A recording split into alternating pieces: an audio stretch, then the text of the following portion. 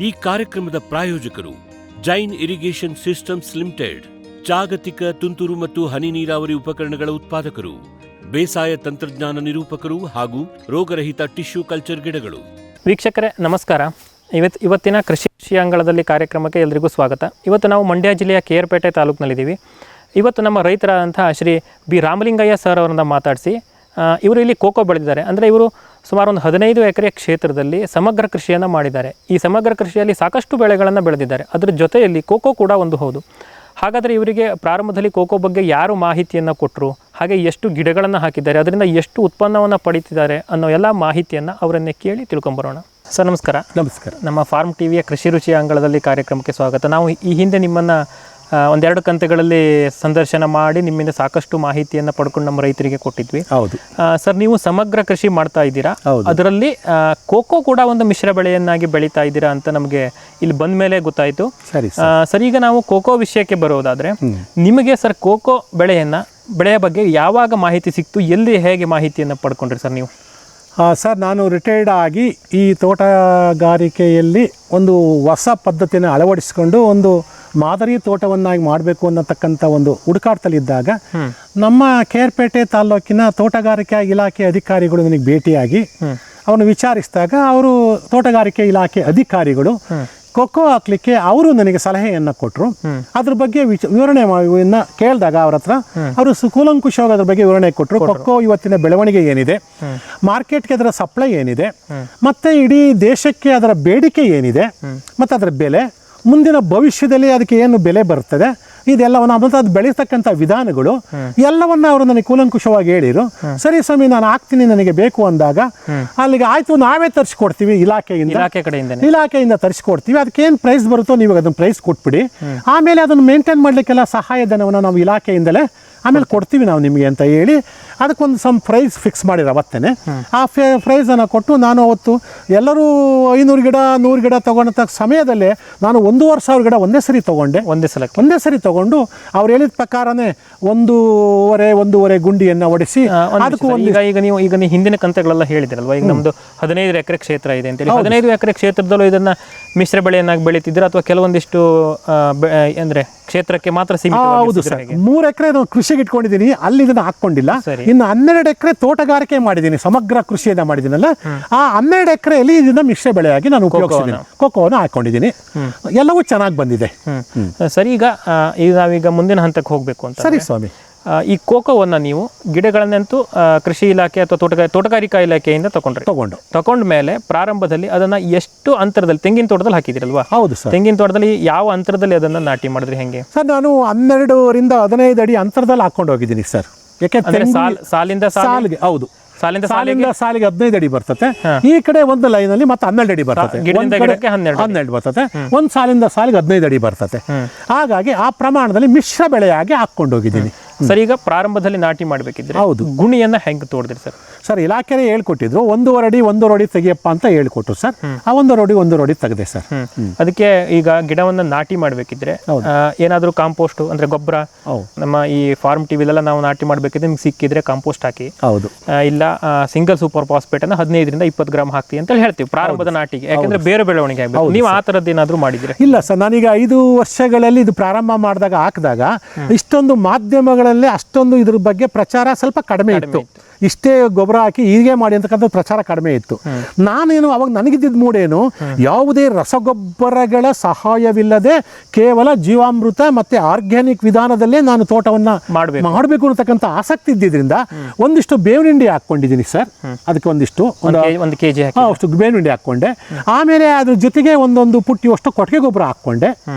ಆಮೇಲೆ ಜೀವಾಮೃತವನ್ನ ಮಾಡಿಕೊಂಡು ಅದರೊಳಗೆ ಬೀಜಾಮೃತ ಅಂತ ಬರುತ್ತೆ ನಮ್ಮ ಜೀವಾಮೃತದಲ್ಲಿ, ಆ ಬೀಜಾಮೃತವನ್ನ ಮಾಡ್ಕೊಂಡು ಗಿಡವನ್ನ ಅದಕ್ಕೆ ಹೆಜ್ಜೆ ಅದನ್ನ ಹಾಕೊಂಡು ಹೋದೆ, ನಾಟಿ ಮಾಡಿದೆ ಸ್ವಾಮಿ.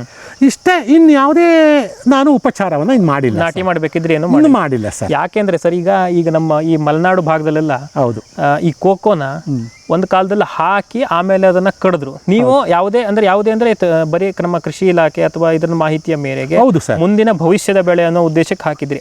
ಅಲ್ಲಿ ನಾಟಿ ಮಾಡಿರೋದನ್ನ ಕಡ್ದಿರೋಕೆ ಸಾಕಷ್ಟು ಕಾರಣಗಳಿದೆ. ಒಂದು ವೆರೈಟಿ ಆವಾಗ ಅಷ್ಟೊಂದು ಬರಲಿಲ್ಲ, ಟ್ರೈನಿಂಗ್ ಪ್ರೂನಿಂಗ್ ಅನ್ನ ಯಾರು ಹೇಳ್ಕೊಟ್ಟಿಲ್ಲ. ನೀವು ಇದೆಲ್ಲದರ ಮಾಹಿತಿಯನ್ನ ಮಾಡ್ಕೊಂಡೆ ಇಲ್ಲಿ ನಾಟಿ ಮಾಡಿದೀರಾ ಅಂತೇಳಿ ನೀವು ಹೇಳ್ತೀರಾ? ಹೌದು ಸರ್.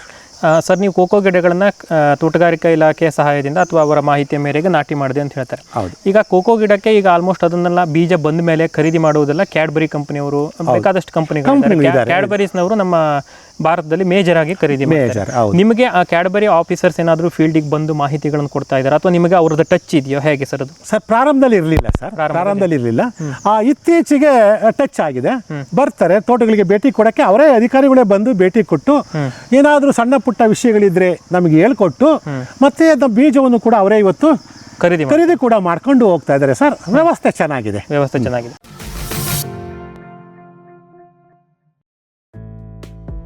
ಫಾರ್ಮಿಲಿ ನರ್ಸರಿ, ರೋಗರಹಿತ ಪಣಿಯೂರು 1, 2, 4, 5 ತೇವಂಕಾಳು ಮೆಣಸು, ಅಧಿಕ ಇಳುವರಿಯ Chandragiri F1, Hemavathi, C/R, dwarf robusta coffee ಗಿಡಗಳು, ಕ್ಯಾಡ್ಬರಿ F1 ಹೈಬ್ರಿಡ್ ಕೋಕೋ ಸಸಿಗಳು, ಕಸಿ ಜಾಯಿಕಾಯಿ, ಏಲಕ್ಕಿ, ಚಕ್ಕೆ, ಸಿಲ್ವರ್ ಓಕ್, ಅಡಿಕೆ, ಬಟರ್ ಫ್ರೂಟ್, ಹಲಸು ಮುಂತಾದ ಹಣ್ಣಿನ ಗಿಡಗಳು. ಕಳಂಕರಹಿತ ಬಹುಕಾಲ ಸೇವೆ ನಮ್ಮ ಗುರಿ. Farmily nursery. ವಿಶ್ವದಾದ್ಯಂತ ಪೇಟೆಂಟ್ ಪಡೆದ ನ್ಯಾನೋ ತಂತ್ರಜ್ಞಾನದಲ್ಲಿ ತಯಾರಾದ ನೂವಾಲ್ಗಿ ದ್ರಾವಣ. ನೂವಾಲ್ಗಿ ಉಪಯೋಗಿಸಿದ ಮೇಲೆ ತುಂಬಾ ಇಳುವರಿನೂ ಬಂದಿದೆ. ಕಾಳು ಮೆಣಸಿಗಂತೂ ಬಹಳ ಚೆನ್ನಾಗಿ ಬರುತ್ತೆ. ರೇಷ್ಮೆ ಎಲೆನೂ ಚೆನ್ನಾಗಿ ಬರ್ತದೆ. ಗಿಡಗಳು ತುಂಬಾ ಚೆನ್ನಾಗಿ ಬೆಳವಣಿಗೆ ಆಯಿತು. ಯಾವುದೇ ರಾಸಾಯನಿಕ ಅಥವಾ ವಿಶೇಷ ಗೊಬ್ಬರಗಳ ಗೊಡವೆ ಇಲ್ಲದೆ ಎಲ್ಲ ಬೆಳೆಗಳಲ್ಲಿ ಉತ್ತಮ ಗುಣಮಟ್ಟದ ಅಧಿಕ ಫಸಲನ್ನು ಪಡೆಯಿರಿ. ಯಾವಾಗಲೂ ನನ್ನ ಇರೋವರೆಗೂ ನೂವಾಲ್ಗಿ ಅಂತೂ ಬಿಟ್ಟು ಬಾಳಲ್ಲ ಅಂತ ಒಂದು ಭರವಸೆ ಕೊಡ್ತೀನಿ. ಫಾರ್ಮ್ ಟಿವಿ ವೀಕ್ಷಕ ರೈತರ ಬೆಳೆ ರಕ್ಷಣೆ ಈಗ ಹಿಂದೆಂದಿಗಿಂತ ಸುಲಭ, ಸರಳ, ಸುರಕ್ಷಿತ. ಶ್ರಮಜೀವಿಯಿಂದ ಸೂಕ್ಷ್ಮ ಪೋಷಕಾಂಶ, ಸೂಕ್ಷ್ಮಾಣುಜೀವಿ ಮತ್ತು ಬೇರುವರ್ಧಕಗಳು. ಕಾಳುಮೆಣಸು ಸೊರಗು ರೋಗ ತಡೆಗೆ ಟ್ರೈಕೋಡರ್ಮಾ ಸುಡೋಮೋನಾಸ್. ಸಮೃದ್ಧ ಬೆಳವಣಿಗೆ, ರೋಗ ನಿರೋಧಕ ಶಕ್ತಿಗೆ IISR ಪೆಪ್ಪರ್ ಸ್ಪೆಷಲ್. ಕೋಕೋ ಗಿಡಗಳ ಆರೋಗ್ಯಕ್ಕೆ ಜಿಂಕ್ ಸಲ್ಫೇಟ್ ಮತ್ತು ಫೆರಸ್ ಸಲ್ಫೇಟ್. ಅಡಿಕೆ ಹಿಡಿಮುಂಡಿಗೆ ನಿರ್ವಹಣೆಗೆ ರೂಟ್ ಪವರ್, ಜಿಂಕ್ ಮತ್ತು ಬೋರಾನ್. ಖಚಿತ ಗುಣಮಟ್ಟ, ಪ್ರಾಮಾಣಿಕ ಬೆಲೆ, ನಿರಂತರ ಸಲಹಾ ಸೇವೆ. ನಮ್ಮಿಂದಲೇ ಖರೀದಿಸಿ, ನಮ್ಮ ಬದ್ಧತೆಯ ಸೇವೆಗೆ ಬೆಂಬಲ ನೀಡಿ. ಫ್ಯೂಚರ್ ಬಯೋಟೆಕ್ ಸಾವಯವ ಕೃಷಿಯ ವೇಗವರ್ಧಕ. ಪೋಷಕಾಂಶ ಪೂರೈಕೆಗೆ NPK ಕಲ್ಚರ್, ವ್ಯಾಮ್, PSP ಮತ್ತು KMB. ಜೈವಿಕ ರೋಗ ಕೀಟ ನಿಯಂತ್ರಣಕ್ಕೆ ಟ್ರೈಕೋಡರ್ಮಾ ಸುಡೋಮೊನಾಸ್. ಸಾವಯವ ಗೊಬ್ಬರ ಉತ್ಪಾದನೆಗೆ ಕಾಂಪೋಸ್ಟ್ ಕಲ್ಚರ್. ಹೂವು ಕಾಯಿ ಉದುರುವ ಸಮಸ್ಯೆಗೆ ಕಾಮಧೇನು ಮತ್ತು ಸತ್ವ. ಮಣ್ಣಿನ ಆರೋಗ್ಯ ವೃದ್ಧಿಗೆ future biotech, Dharwad. Jain irrigation systems limited ಭಾರತದ ಹನಿ ನೀರಾವರಿ ತಂತ್ರಜ್ಞಾನದ ಪ್ರಥಮ ಪ್ರವರ್ತಕ. ಜಗತ್ತಿನ ಅತಿ ದೊಡ್ಡ ಸ್ಪ್ರಿಂಕ್ಲರ್ಸ್ ಉತ್ಪಾದಕ ಕಂಪನಿ. ಸಂರಕ್ಷಿತ ಕೃಷಿಯಲ್ಲಿ ಹಸಿರು ಮನೆಗಾಗಿ ಮಿಸ್ಟರ್, ಫಾಗರ್, ಫ್ಯಾನ್ ಮತ್ತು ಪ್ಯಾಡ್ ಹಾಗೂ ನೆರಳು ಮನೆ. ಸ್ವಯಂ ಚಾಲಿತ ನೀರಾವರಿ ವ್ಯವಸ್ಥೆ ಮತ್ತು ರಸಾವರಿ ತಂತ್ರಜ್ಞಾನ. ಕೃಷಿಯಲ್ಲಿ ನೀರಿನ ಸಮರ್ಪಕ ಬಳಕೆ ಹಾಗೂ ಉಳಿತಾಯಕ್ಕೆ ಮತ್ತೊಂದು ಹೆಸರು ಜೈನ್.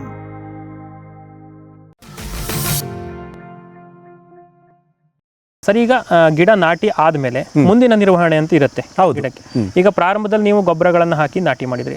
ಆಮೇಲೆ ಸರ್ ಅದಕ್ಕೆ ಗಿಡ ಸಣ್ಣ ಇರಬೇಕಿದ್ರೆ ಸಾಮಾನ್ಯವಾಗಿ ಅದಕ್ಕೆ ಒಂದು ಆಶ್ಬಿಟಲ್ ಅಂತೇಳಿ ಬರುತ್ತೆ. ನಿಮ್ಮ ಇದರಲ್ಲಿ ಅದು ಬಾಧೆ ಬಂದಿತ್ತ, ಹೇಗೆ? ಇಲ್ಲ ಸರ್, ಏನು ಬಂದ. ಈಗ 5 ವರ್ಷಗಳ ಈ ಸಮಯ ಸರ್, ಈ 5 ವರ್ಷಗಳಿಂದ ಯಾವುದೇ ರೀತಿಯ ಕೀಟ ಬಾಧೆ, ರೋಗ ಬಾಧೆ ಕಾಣಿಸ್ಕೊಂಡಿಲ್ಲ ಸರ್. ಕಾಣಿಸ್ಕೊಂಡಿಲ್ಲ ಸರ್. ನೀವೇ ನೋಡಿ ಸರ್ ಬೇಕಾದ್ರೆ. ಕಾಣಿಸ್ಕೊಂಡಿಲ್ಲ ಸರ್. ಸರ್, ಆ ನಂತರದಲ್ಲಿ ಇದಕ್ಕೆ ಕೋಕೋ ಅಂದಮೇಲೆ ಅದಕ್ಕೆ ಟ್ರೈನಿಂಗ್ ಮತ್ತೆ ಪ್ರೂನಿಂಗ್ ಅಂದ್ರೆ ಚಾಟನಿ ಮತ್ತೆ ಸವರುವಿಕೆ ಬಹಳ ಮುಖ್ಯ. ಹೌದು ಸರ್. ಈಗ ಅದು ಒಂದು 2 ರಿಂದ 3 ಅಡಿ ಎತ್ತರ ಹೋದ್ಮೇಲೆ ಜಾರ್ಕಿಟ್ ಅಂತ ಬರುತ್ತೆ. ಅದರೊಂದೇ 3 ರಿಂದ 4 ಕವಲುಗಳು ಒಂದೇ ಒಂದು ಪಾಯಿಂಟ್ ಇಂದ ಹೊರಟುಬಿಡುತ್ತವೆ ಸರ್. ಅದು ಬರ್ಲಿಕ್ಕೆ ಎಷ್ಟು ಅಡಿ ಎತ್ತರ ಬಂದ್ಮೇಲೆ ನಿಮ್ದು ಬಂದಿದೆ ಸರ್ ಗಿಡ? Correct sir. ಅದು ಒಂದು 2 ವರ್ಷ 3 ವರ್ಷ ಆದಮೇಲೆ ಅವೆಲ್ಲ ಬರ್ಲಿಕ್ಕೆ ಪ್ರಾರಂಭ ಆದವು ಸರ್. ಅದನ್ನು ನಾನು ಈ TV ಒಳಗೆ ಮಾಧ್ಯಮದಲ್ಲಿ ನೋಡ್ತಾ ಇರ್ತೀವಲ್ವಾ, ಈ ಕೊಕ್ಕೋಗೆ ಸಂಬಂಧಪಟ್ಟಾಗೆ ಈ TVಗಳಲ್ಲೆಲ್ಲ ಹೌದು ಇದನ್ನು ಈ ರೀತಿ ಟ್ಯೂನಿಂಗ್ ಮಾಡ್ಕೋಬೇಕು ಅಂತ ಕೆಲವು ನನಗಿಂತ ಹಿರಿಯ ಕೊಕ್ಕೋ ಬೆಳೆದಿರ್ತಕ್ಕಂಥ ಪ್ರಗತಿಪರ ರೈತರು ಮತ್ತು ಅವ್ರ ಜೊತೆ ನಿಮ್ಮಾಗೆ ಮಾಧ್ಯಮದವರು ಮಾತಾಡ್ತಿದ್ದಾರೆ. ಸಂದರ್ಶನ ಮಾಡಿದಾಗ ಓಹೋ ನಾನು ಇದನ್ನು ಟ್ಯೂನಿಂಗ್ ಮಾಡ್ಕೊಂಡು ಹೋಗ್ಬೇಕು ಇನ್ಮೇಲೆ ಅಂತಕ್ಕಂಥದ್ದು ಬಂದು ಅದನ್ನು ನಾನು ಮಾಡ್ಕೊಂಡು ಹೋಗ್ತಾ ಇದ್ದೀನಿ ಸರ್. ಮತ್ತೆ ಯಾಕೆ ಅಂದ್ರೆ ಸರ್ ಇದು ಕಾಂಡದ ಮೇಲೆ ಕಾಯಿಗಳನ್ನ ಬಿಡುತ್ತೆ. ಹೌದು ಸರ್. ಹಂಗಾಗಿ ಗಿಡ ಎತ್ತರ ಆದ್ರೆ ಪ್ರಯೋಜನ ಇಲ್ಲ. ಅದಕ್ಕೆ ಕಾಂಡಗಳು ಸದೃಢ ಆಗಿ ಸದೃಢವಾಗಿ ಸದೃಢವಾಗಿ ಮತ್ತೆ ಸೈಡ್ ಕವಲ್ಗಳು ನಾವೇನು ಜಾರ್ಕಿಟ್ ಅಂತೀವಲ್ಲ, ಹೌದು ಸರ್. ಅದು ಬರ್ಬೇಕು ಸರ್, ಛತ್ರಿ ಛತ್ರಿ ಆಕಾರದಲ್ಲಿ ಬರಬೇಕು. ಅದಕ್ಕೆ ನಾನು ಜೊತೆಗೆ ಈಗ ಆ ಕಾಂಡದ ಮೇಲೆ ಒಂದು ಚೂಪಾನ್ಸ್ ಅಂತ ಬರುತ್ತೆ, ಅದನ್ನೆಲ್ಲ ನೀವು ಕಂಟಿನ್ಯೂಸ್ ಆಗಿ ತೆಗಿತಿದ್ದೀರಾ ಹೇಗೆ? ತೆಗಿತಾ ಇದ್ದೀನಿ ಸರ್, ತೆಗಿತಾ ಇದ್ದೀನಿ ಸರ್. ಆಮೇಲೆ ಇನ್ನು ಹಾರ್ವೆಸ್ಟ್ ಅಂದ್ರೆ ಕೊಯ್ಲು ಆದ್ಮೇಲೆ ಮತ್ತೆ ಇನ್ನೊಂದ್ಸಲ ಕಟಿಂಗ್ ಗಿಟಿಂಗ್ ಏನಾದ್ರು ಮಾಡ್ತೀರಾ? ಕೊಯ್ಲಾದ್ಮೇಲೆ ಮಾಡ್ತೀನಿ ಸರ್. ಅದನ್ನ ಕೊಯ್ಲಾದ್ಮೇಲೆ ಇನ್ನ ಎಲ್ಲ ಕಾಯಿಗಳನ್ನ ಕಿತ್ಕೊಂಡಿದ್ದೀನಿ, ಇನ್ನೇನು ಕಾಯಿಗಳಿಲ್ಲ ಅನ್ನತಕ್ಕಂಥದ್ದು ಗೊತ್ತಾದ್ಮೇಲೆ ಅದನ್ನ ವಿಪರೀತವಾಗಿ ಹೋಗಿರ್ತಕ್ಕಂಥದ್ದು, ಎತ್ತರ ಹೋಗಿರ್ತಕ್ಕಂಥವನ್ನೆಲ್ಲ ಕೂಡ ಸ್ವಲ್ಪ ಲೈಟಾಗಿ ಗಿಡಕ್ಕೆ ನೋವಾಗದ ರೀತಿಯಲ್ಲಿ ಸ್ವಲ್ಪ ಲೈಟಾಗಿ ಮಾಡಿಕೊಂಡು ಅದನ್ನು ಛತ್ರಿ ಆಕಾರದಲ್ಲಿ ತರಲಿಕ್ಕೆ ನಾನು ಸ್ವಲ್ಪ ಎಲ್ಲಾದರೂ ಈ ಸ್ವಲ್ಪ ಸತ್ತೋಗಿರೋದು ಅಥವಾ ಒಣಗಿರೋದು ಎಲೆಗಳನ್ನೆಲ್ಲ ತೆಗೆದು ಅದನ್ನ ನಾನು ಕ್ಲೀನ್ ಮಾಡ್ಕೊತಾ ಇದ್ದೀನಿ ಸರ್. ಈಗ ಕೆಲವೊಂದಿಷ್ಟು ಮಂದಿ ಜನ ಹೇಳ್ತಾರೆ ಸರ್, ಈಗ ಕೊಕ್ಕೋ ಹಾಕೋದ್ರಿಂದ ಹತ್ತಿರದ ಅಡಿಕೆ ಇರಬಹುದು ಅಥವಾ ತೆಂಗಿರಬಹುದು, ಅದಕ್ಕೆ ಅದು ಬೆಳೆಯನ್ನ ಹಾನಿ ಮಾಡ್ತದೆ ಅಂತ ಹೇಳ್ತಾರೆ. ಈಗ ನಿಮ್ಮ ಅಭಿಪ್ರಾಯ ಏನು ಸರ್? ನಿಮ್ಮ ಈಗ ಒಂದು 3-4 ವರ್ಷ ಆಯ್ತು, ಆ 3-4 ವರ್ಷದ ಅಭಿಪ್ರಾಯದಲ್ಲಿ ಕೊಕ್ಕೋ ಇಂದ ನಿಮಗೆ ಬೇರೆ ಬೆಳೆಗೆ ಏನಾದರೂ ಲಾಭ ಆಗಿದೆಯಾ, ಹಾನಿ ಆಗಿದೆಯಾ? ಸರ್, ಹಾನಿ ಆಗಿಲ್ಲ ಸರ್, ಲಾಭನೇ ಆಗುತ್ತೆ. ಯಾಕೆಂದ್ರೆ ಕೊಕ್ಕೋ ಎಲೆಗಳು ಏನಿವೆ ಅದರ ಕಾಯಿಗಳಿಂದ ನಮ್ಗೆ ಏನು ದುಡ್ಡು ಸಿಗುತ್ತೆ ಅಷ್ಟೇ ಪ್ರಯೋಜನ ಕೊಕ್ಕೋ ಎಲೆಗಳಿಂದ ನಮಗೆ ಅಕ್ಕಪಕ್ಕದ ಗಿಡಗಳಿಗೆ ಸಿಗುತ್ತೆ. ಯಾಕೆಂದ್ರೆ ಅದು ಪೊಟ್ಯಾಷಿಯನ್ನ ಸಿಕ್ಕಾಪಟ್ಟೆ ಕೊಡ್ತಾ ಇದೆ ಅದಕ್ಕೆ ಕೊಕ್ಕೋ ಗಿಡಗಳು. ಹಾಗಾಗಿ ಅದು ಸುತ್ತಲೂ ಇರ್ತಕ್ಕಂಥ 2 ಅಡಿಕೆ ಗಿಡ ಆಗಿರ್ಬೋದು, ಒಂದು ತೆಂಗಿನ ಗಿಡ ಆಗಿರ್ಬೋದು, ಈ ಕಡೆ ಇರೋದು ಬಾಳೆ ಗಿಡ ಆಗಿರ್ಬೋದು, ಇವೆಲ್ಲವಕ್ಕೂ ಅದರ ಎಲೆಗಳ ಉದುರುವಿಕೆಯಿಂದ ಪೊಟ್ಯಾಷ್ ಸಪ್ಲೈ ಆಗೋದ್ರಿಂದ ಆ ಗಿಡಗಳಿಗೆ ಎಲ್ಪ್ ಆಗ್ತಾ ಇದೆಯೇ ಹೊರತು ತೊಂದರೆ ಏನು ಕಂಡು ಬಂದಿಲ್ಲ. ಎಲೆಗಳ ಕೆಳಗಡೆ ಬಿದ್ದು ಹೌದು, ಕೆಳಗೆ ಕಳೆ ಕೂಡ ನಿರ್ಮೂಲನೆ ಮಲ್ಚಿಂಗ್ ಆಗ್ತಾ ಇದೆ. ಪೊಟ್ಯಾಷ್ ಅಂಶ ಸಿಕ್ಕಾಪಟ್ಟೆ ಇದೆ ಸಮಯದಲ್ಲಿ, ಆ ಎಲೆಗಳು ಅಲ್ಲೇ ಕೆಳಗಡೆ ಬಿದ್ದು ಗೊಬ್ಬರ ಕೂಡ ಆಗ್ತಾ ಇದೆ. ನನ್ನ ಜೀವಾಮೃತವನ್ನು ಉಪಯೋಗಿಸ್ಕೊಂಡು ಎರೆಹುಳುಗಳು ಬಂದು ಅದನ್ನ ಗೊಬ್ಬರವನ್ನಾಗಿ ಪರಿವರ್ತನೆ ಮಾಡ್ತಾವೆ. ತೋಟಕ್ಕೆ ಅದು ಗೊಬ್ಬರವಾಯ್ತು, ಮಲ್ಚಿಂಗ್ ಆಯ್ತು, ಪೊಟ್ಯಾಷ್ ಅಂಶ ಬಂತು, ಒಂದಿಷ್ಟು ಗೊಬ್ಬರ ನಿಮಗೆ ಸಿಗುತ್ತೆ. ಸರಿ, ಈಗ ನೆಕ್ಸ್ಟ್ ನೀವು ಟ್ರೈನಿಂಗ್ ಪ್ರೂನಿಂಗ್ ಆದಮೇಲೆ ಗೊಬ್ಬರ ನಿರ್ವಹಣೆನ ಹೇಗೆ ಮಾಡ್ತಾ ಇದ್ದೀರಾ? ಕೋಕೋ ಒಂದು ಲೆಕ್ಕದಲ್ಲಿ ಈಗ ಅಡಿಕೆ ಮತ್ತು ತೆಂಗಿನಾಗೆ ಸಿಕ್ಕಾಪಟ್ಟೆ ಅದಕ್ಕೆ ಗೊಬ್ಬರ ಬೇಕು. ನೀವು ಅದಕ್ಕೆ ಯಾವ ರೀತಿ ಗೊಬ್ಬರ ಅಂದರೆ ಪೋಷಕಾಂಶಗಳ ನಿರ್ವಹಣೆ ಮಾಡ್ತಾ ಇದ್ದೀರಾ? ಇಲ್ಲ ಸರ್, ನಂದು ನ್ಯಾಚುರಲ್ ಸಿಸ್ಟಮ್ ಆದ್ರಿಂದ ಗೊಬ್ಬರವನ್ನು ಹಾಕ್ಲೇಬೇಕು ಅಂತ ಕಾನೂನಿಲ್ಲ. ಬರೀ ಅದಕ್ಕೆ ಅಲ್ಲ ಸರ್, ನನ್ನ ತೆಂಗಾಗಿರ್ಬೋದು, ಅಡಿಕೆ ಆಗಿರ್ಬೋದು, ಒಳಗಿರ್ತಕ್ಕಂಥ ಎಲ್ಲ 100 ಜಾತಿಯ ಗಿಡಗಳಾಗಿರ್ಬೋದು, ಗೊಬ್ಬರವನ್ನು ಇವು ಆದಷ್ಟು ಕೇಳ್ತಾ ಇಲ್ಲ ಸರ್. ಅವು ಕೇಳ್ತಾ ಇಲ್ಲ. ಗೊಬ್ಬರ ಇಲ್ಲದಲೇ ಅವು ಬೆಳೀತಕ್ಕಂಥ ಸಿಸ್ಟಮ್ ಆಗಿದೆ. ಯಾಕೆಂದರೆ ಜೀವಾಮೃತ ವಿಧಾನ, ಮಲ್ಚಿಂಗ್ ವಿಧಾನ, ಭೂಮಿಯನ್ನು ಉಳಿದಲೇ ಇರ್ತಕ್ಕಂಥದ್ದು, ಇವು ಬಹಳ ಮುಖ್ಯ ಆಗಿ ಎಲ್ಲ ಪೋಷಕಾಂಶಗಳು ಸಿಗ್ತಾ ಇವೆ. ನಾವು ಕೆಲವು ಟೈಮಲ್ಲಿ ನಮ್ಮ ಮನಸ್ಸಿಗೆ ಅಯ್ಯೋ ನಾನೇನು ಗೊಬ್ಬರನೇ ಹಾಕಿಲ್ಲ, ಗಿಡ ವೀಕ್ ಆಗ್ಬಿಡ್ತವೇನೋ ಅನ್ನೋ ಒಂದು ಆತುರಕ್ಕೆ 2 ವರ್ಷಕ್ಕೆ ಒಂದು ಸಾರಿನೋ ಒಂದೊಂದು ಕೊಟ್ಟಿಗೆ ಗೊಬ್ಬರವನ್ನು, ನಮ್ಮಲ್ಲೇ ಸಿಗೋ ಕೊಟ್ಟಿಗೆ ಗೊಬ್ಬರವನ್ನು ಒಂದೊಂದು 2 ಇಡಿ ಅಷ್ಟ, ಒಂದು 2-3-4 kg ಅಷ್ಟ ಕೊಟ್ಟಿಗೆ ಗೊಬ್ಬರವನ್ನು ನಾವು ನಮ್ಮ ಸಮಾಧಾನಕ್ಕೆ ಹಾಕ್ತಾ ಇದ್ದೀವಿ ಹೊರತು 2 ವರ್ಷಕ್ಕೆ ಒಂದು ಸರಿನೋ 3 ವರ್ಷಕ್ಕೆ ಒಂದು ಸರಿನೋ ಒಂದೊಂದು 2-3 kg ಅಷ್ಟು ಕೊಟ್ಟಿಗೆ ಗೊಬ್ಬರವನ್ನು, ಬೇರೆ ಯಾವುದು ಅಲ್ಲ ಸರ್, ಹಾಕ್ತಾ ಇದ್ದೀವಿ. ಬಿಟ್ರೆ ಗೊಬ್ಬರವನ್ನು ನಾವು ಕೇಳ್ತಾ ಇಲ್ಲ ಸ್ವಾಮಿ. ಅವೇ ಸ್ವತಂತ್ರವಾಗಿ ಹೋರಾಟ ಮಾಡ್ತಕ್ಕಂಥ ಶಕ್ತಿಯನ್ನ ಈ ನ್ಯಾಚುರಲ್ ಕೃಷಿಯಲ್ಲಿ, ನ್ಯಾಚುರಲ್ ಫಾರ್ಮಿಂಗ್ನಲ್ಲಿ ಅವೇ ಹೋರಾಟವನ್ನು ಕಲ್ತವೆ. ಸ್ಟ್ರಗಲ್ ಫಾರ್ ಎಕ್ಸಿಸ್ಟೆನ್ಸ್ ಅಂತ ನಾವೇನು ಕರಿತೀವೋ ಹಾಗೆ ತಾವು ಉಳ್ಕೊಳ್ಳಿಕ್ಕೆ ಗಿಡಗಳು ಹೋರಾಟವನ್ನ ಮಾಡಿ ಬದುಕ್ತಾ ಇವೆ ಈ ನ್ಯಾಚುರಲ್ ಫಾರ್ಮಿಂಗ್ನಲ್ಲಿ. ಸರಿ, ಇನ್ನು ಸರ್ ಇದಕ್ಕೆ ನೀರಿನ ನಿರ್ವಹಣೆ ಯಾವ ರೀತಿ ಇದೆ? ಮಾಮೂಲು ಸರ್, ಸ್ಪ್ರಿಂಕ್ಲರ್ ಏನು ಮಾಡಿದ್ದೀನಿ ಅದೇ ನಿರ್ವಹಣೆ. ಅಡಿಕೆಗೂ ಅದೇ ನಿರ್ವಹಣೆ, ಬಾಳೆಗೂ ಅದೇ ನಿರ್ವಹಣೆ, ತೆಂಗಿಗೂ ಅದೇ ನಿರ್ವಹಣೆ, ಕೊಕ್ಕೋಗೂ ಅದೇ ನಿರ್ವಹಣೆ. ಒಂದೇ ಸ್ಪ್ರಿಂಕ್ಲರ್ ಒಂದೇ ಸಾರಿ ಎಲ್ಲಕ್ಕೂ ಬೀಳ್ತಕ್ಕಂಥದ್ದು. ನಾನು ಈ ಗಿಡಕ್ಕೆ ಜಾಸ್ತಿ ನೀರು, ಆ ಗಿಡಕ್ಕೆ ಕಡಿಮೆ ನೀರು ಅನ್ನತಕ್ಕಂಥದ್ದು ನಾನು ಮಾಡಿಲ್ಲ ಸರ್. ಆ ನಂತರದಲ್ಲಿ ಸರ್, ಈಗ ರೋಗ ಕೀಟಕ್ಕೆ ಬಂದರೆ ನೀವು ಯಾವುದೋ ಇಲ್ಲಿ ಸಾವಯವ ರೀತಿಯಲ್ಲಿ ಮಾಡ್ತಾ ಇರೋದ್ರಿಂದ ರೋಗ ಕೀಟದ ಬಾಧೆನೇ ಇಲ್ಲ, ಬಾಧೆನೇ ಇಲ್ಲ. ಹಾಗಾಗಿ ನಿಮ್ಗೆ ಯಾವುದೇ ಒಂದು ಸಿಂಪರಣೆ ಇರಬಹುದು? ಇಲ್ಲ ಸ್ವಾಮಿ, ಆ ಖರ್ಚಿಲ್ಲ ಸ್ವಾಮಿ. ಲೇಬರ್ ಖರ್ಚು ಇಲ್ಲ. ಆ ಕ್ರಿಮಿನಾಶಕ ಕೀಟನಾಶಕಗಳಿಗೆ ದುಡ್ಡು ಕೊಡ್ತಕ್ಕಂಥದ್ದು ನನಗೆ ಇಲ್ಲ ಸ್ವಾಮಿ. ನೀವೇ ನೋಡಿ, ದಯವಿಟ್ಟು ನೋಡಿ, 1000 ಗಿಡ ನಿಮ್ಮ ಕಣ್ಣು ಮುಂದೆ ಇದೆ. ಯಾವ್ದಾದ್ರು ಇಲ್ಲಿ ಇದೆಯಲ್ಲ ಸರ್ ಕಾಯಿಲೆ, ರಾಮಲಿಂಗೇಗೌಡ್ರೆ ಯಾಕ್ರಿ ಸುಳ್ಳು ಹೇಳ್ತೀರಾ ಅಂತ ನನ್ನನ್ನು ಕೇಳಿ ಸರ್. ನೋಡಿ, ನೀವೇ ನೋಡಿ, ಸುತ್ತಮುತ್ತ ನೋಡಿ.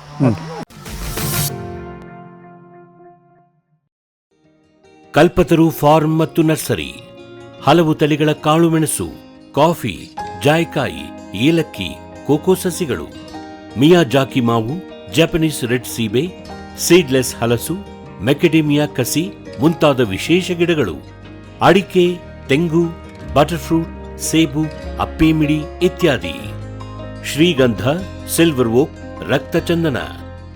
ಕಲ್ಪತರು ಫಾರ್ಮ್ ಮತ್ತು ನರ್ಸರಿ, ಶಿವಮೊಗ್ಗ. ಜೈನ್ಸ್ ಜಗತ್ತಿನ ಅತಿದೊಡ್ಡ ಅಂಗಾಂಶ ಕೃಷಿ ಪ್ರಯೋಗಾಲಯ ಹಾಗೂ ಟಿಸಿ ಗಿಡಗಳ ಉತ್ಪಾದಕರು. ಸಮೃದ್ಧ ಇಳುವರಿಗೆ ಜೈನ್ ಜೀನೇನ್, ಯಾಲಕ್ಕಿ, ನೇಂದ್ರನ್ ಹಾಗೂ ಕೆಂಪು ಬಾಳೆ ಸಸಿಗಳು, ದಾಳಿಂಬೆ ಭಗವತಳಿಯ ರೋಗಮುಕ್ತ ಸಸಿಗಳು, ಲಕ್ನೋ 49 ಪೇರಳೆ, ಸ್ಟ್ರಾಬೆರಿ ಇತ್ಯಾದಿ ಗಿಡಗಳು ಯೋಗ್ಯ ಬೆಲೆಯಲ್ಲಿ. ಅಂಗಾಂಶ ಕೃಷಿಯ ಜಾಗತಿಕ ಬ್ರ್ಯಾಂಡ್ ಜೈನ್. ಗ್ರೀನ್ ಪ್ಲಾಸ್ಟ್ ISI ಪ್ರಮಾಣೀಕೃತ ಪರಿಶುದ್ಧ HDPE ಜಿಯೋ ಮೆಂಬ್ರೇನ್ ಪಾಂಡ್ ಲೈನರ್ಗಳು ಕೃಷಿ ಹೊಂಡ, ಕೆರೆ, ಕಾಲುವೆ, ಮೀನುಕೊಳ, ಸ್ಪಿರುಲಿನಾ ಹೊಂಡಗಳಿಗೆ ಬೇಕಾದ ಆಕಾರ ಮತ್ತು ವಿಸ್ತೀರ್ಣಗಳಲ್ಲಿ ಸರ್ಕಾರದ ಸಬ್ಸಿಡಿ ಯೋಜನೆಯಡಿ ಲಭ್ಯ. 100% ಪುನರ್ಬಳಕೆ, UV ಮತ್ತು ಒಡಕು ನಿರೋಧಕ, ಪಕ್ಕಾ ಜೋಡಣೆ, 5 ವರ್ಷಗಳ ಲಿಖಿತ ವಾರಂಟಿ. ಗ್ರೀನ್ ಪ್ಲಾಸ್ಟ್. ಸಮೃದ್ಧ ಸಾವಯವ ಗೊಬ್ಬರ, MSGP ಮತ್ತು KCDC ಉತ್ಪಾದನೆ, ಫಾರ್ಮ್ ಟಿವಿಯಿಂದ ಸರಬರಾಜು. ಅತಿ ಕಡಿಮೆ ಬೆಲೆಗೆ ಅತ್ಯುತ್ತಮ ಗೊಬ್ಬರ. ಇಲ್ಲ ಭಾರಲೋಹ, ಕೃಷಿ ವಿಶ್ವವಿದ್ಯಾಲಯದಿಂದ ಪರೀಕ್ಷಿತ ಸಾವಯವ ಇಂಗಾಲ, NPK, PH, EC ಎಲ್ಲ ನಿಗದಿತ ಮಿತಿಯಲ್ಲಿ. ಅಡಿಕೆ, ತೆಂಗು, ಬಾಳೆ, ಕಾಫಿ, ದಾಳಿಂಬೆ, ದ್ರಾಕ್ಷಿ, ಕಬ್ಬು, ಭತ್ತ, ಜೋಳ, ಹತ್ತಿ ಹೀಗೆ ಎಲ್ಲಾ ಬೆಳೆಗಳಿಗೂ ಪ್ರಶಸ್ತ. ಜೀವಂತ ಮಣ್ಣು, ಸಮೃದ್ಧ ಬೆಳೆ, ಅತ್ಯಧಿಕ ಲಾಭಕ್ಕೆ ಬಳಸಿ ಸಿಟಿ ಕಾಂಪೋಸ್ಟ್. ಶ್ರಮಜೀವಿ ಫಾರ್ಮ್ ಟಿವಿಯಿಂದ ಜಸ್ಟ್ ಸೀಡ್ಸ್, ಕೈತೋಟ, ಸ್ವಂತಕ್ಕೆ ಬೆಳೆ ಮತ್ತು ತಾರಸಿ ತೋಟಗಳಿಗೆ ತರಕಾರಿ ಮತ್ತು ಹೂ ಬೀಜಗಳು, IIHR ಮತ್ತು ತೋಟಗಾರಿಕೆ ವಿಶ್ವವಿದ್ಯಾಲಯದ ಅಧಿಕ ಇಳುವರಿಯ ಸುಧಾರಿತ ತಳಿ ಹಾಗೂ ಹೈಬ್ರಿಡ್ ಬೀಜಗಳು. 50 ರೂಪಾಯಿ ಚಿಕ್ಕ ಪ್ಯಾಕೆಟ್ನಲ್ಲಿ UPI ಮೂಲಕ ಹಣ ಪಾವತಿಸಿದರೆ ಅಂಚೆ ಮೂಲಕ ಬೀಜ ನಿಮ್ಮ ಮನೆ ಬಾಗಿಲಿಗೆ. ಅಧಿಕೃತ ತಳಿಗಳ ನಿಜ ಬೀಜಗಳು. ಫಾರ್ಮ್ ಟಿವಿಯ ಮೊಳಕೆ ಗ್ಯಾರಂಟಿ. Just seeds.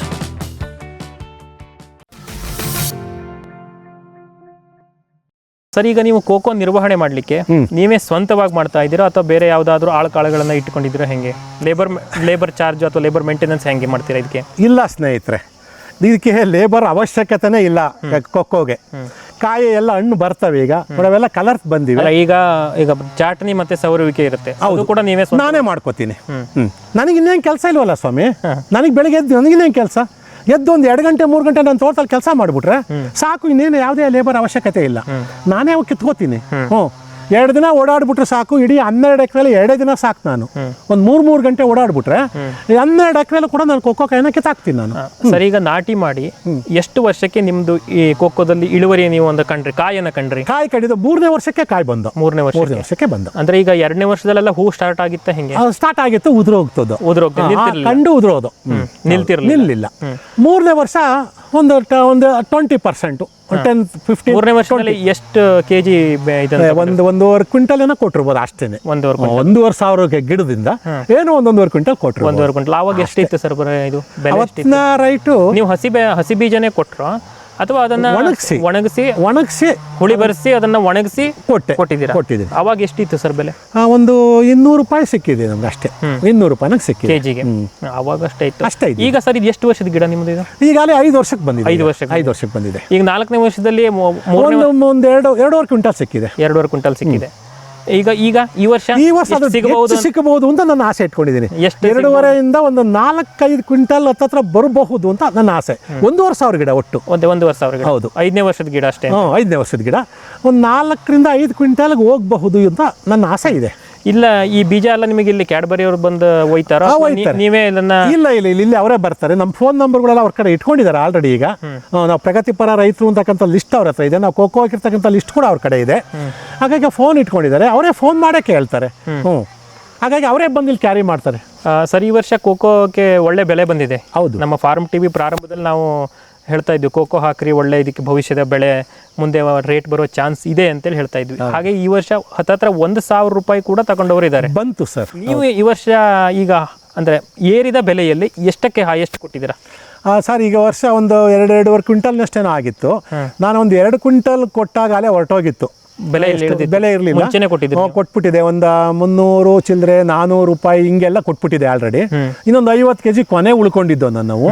ಅವು ನನಗೆ 850ರಿಂದ 900 ರೂಪಾಯಿ ಸಿಕ್ತು ಕೊನೆಯಲ್ಲಿ. ಒಂದು 50 kgಗೆ 900 ರೂಪಾಯಿ ಅಷ್ಟೇನೆ. ಅಲ್ಲಿ ಮೊದಲೇ ಕೊಟ್ಬಿಟ್ನಲ್ಲ, ಎಲ್ಲ ಇಟ್ಕೊಂಡಿದ್ದೀವಿ, ಒಳ್ಳೆ ರೇಟ್ ಸಿಗೋದಲ್ಲ ಅಂತ ಅನ್ಕೊಂಡೆ. ಸುಮ್ಮನೆ ಅದು ಗೊತ್ತಾಗಲ್ಲ, ಗೊತ್ತಾಗಲ್ಲ ಅಷ್ಟೇ. ಸರ್, ಈ ವರ್ಷ ನಿಮಗೆ ಒಟ್ಟು ಕೋಕೋ ಅಂದರೆ 2.5 3 ಕ್ವಿಂಟಲ್ ಹತ್ರ ಸಿಕ್ತು ಅಂತ ಒಣಗಿದ ಬೀಜ. ಹೌದು. ಅದ್ರಲ್ಲಿ ಒಟ್ಟು ಎಷ್ಟು ಇಳುವರಿಯನ್ನು ಪಡ್ಕೊಂಡ್ರಿ? ಒಟ್ಟು ನನಗೆ 1,70,000 ರೂಪಾಯಿನಷ್ಟು ಸಿಕ್ಕಿದೆ. 1,500 ಗಿಡ. ಮತ್ತೆ ಇನ್ನು ಇದರದ್ದು ಬೆಳವಣಿಗೆ ಇದೆ. ಮುಂದಿನ ದಿನಗಳಲ್ಲಿ ಕಲಿಸಿದೆ. ಹೌದು ಹೌದು. ಇನ್ನು ಇಳುವರಿಯನ್ನ ನೀವು ಹೌದು ಹೆಚ್ಚಿಗೆ ಬರುತ್ತೆ ಅಂತೇಳಿ ಎಕ್ಸ್ಪೆಕ್ಟ್ ಮಾಡ್ಬೋದು. ಹೌದು ಸರ್. ಸರ್, ಈಗ ಕೊನೆಯಲ್ಲಿ ಒಂದು ಮಾತು, ನೀವು ನಿಮ್ಮ ಬೆಳೆಯ ಅನುಭವ, ಈ ಕೋಕೋ ಬೆಳೆ ಅನುಭವದ ಪ್ರಕಾರ ಈ ನಿಮ್ಮ ಸುತ್ತಮುತ್ತಲಿನ ಭಾಗದಲ್ಲಿ ಇನ್ಯಾರಾದರೂ ಕೋಕೋ ಹಾಕೋರಿದ್ರೆ ಅವರು ನಿಮ್ಮಲ್ಲಿ ಕೇಳಿದರೆ ನೀವು ಕೋಕೋ ಬೆಳೆ ಬಗ್ಗೆ ಏನು ಹೇಳಲಿಕ್ಕೆ ಇಷ್ಟಪಡ್ತೀರಿ? ಹೇಳ್ತೀನಿ ಸರ್, ಇದ್ರ ಬಗ್ಗೆ ನನಗಾಗಿರೋ ಅನುಭವವನ್ನು ನಾನು ಅವ್ರಿಗೆ ಹೇಳ್ಕೊಡ್ತೀನಿ.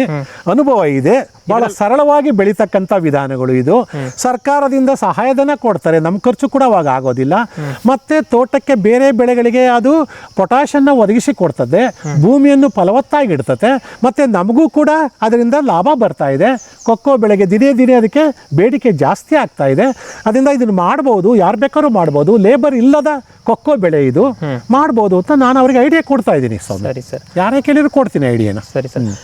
ಸರ್, ಇಷ್ಟೊತ್ತಿನವರೆಗೆ ನಮ್ಮ ಫಾರ್ಮ್ ಟಿವಿಗೆ ನೀವು ನಿಮ್ಮ ಕೋಕೋ ಬೆಳೆ ಅನುಭವದ ಕುರಿತಾಗಿ ಸಾಕಷ್ಟು ಮಾಹಿತಿಗಳನ್ನು ಕೊಟ್ಟಿದ್ದೀರಿ.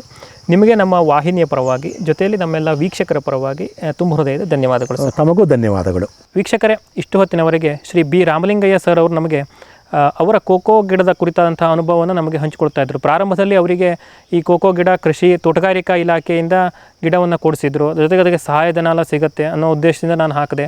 ಈಗ ಇಳುವರಿ ಕೂಡ ಚೆನ್ನಾಗಿ ಬರ್ತಾ ಇದೆ. ಅದರ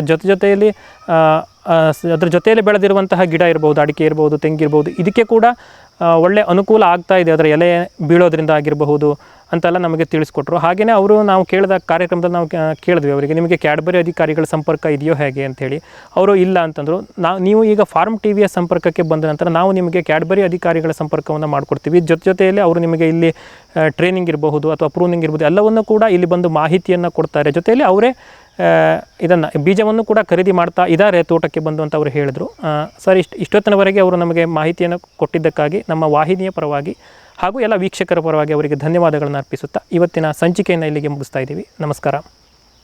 ಈ ಕಾರ್ಯಕ್ರಮದ ಪ್ರಾಯೋಜಕರು ಜೈನ್ ಇರಿಗೇಷನ್ ಸಿಸ್ಟಮ್ಸ್ ಲಿಮಿಟೆಡ್, ಜಾಗತಿಕ ತುಂತುರು ಮತ್ತು ಹನಿ ನೀರಾವರಿ ಉಪಕರಣಗಳ ಉತ್ಪಾದಕರು, ಬೇಸಾಯ ತಂತ್ರಜ್ಞಾನ ನಿರೂಪಕರು ಹಾಗೂ ರೋಗರಹಿತ ಟಿಶ್ಯೂ ಕಲ್ಚರ್ ಗಿಡಗಳು.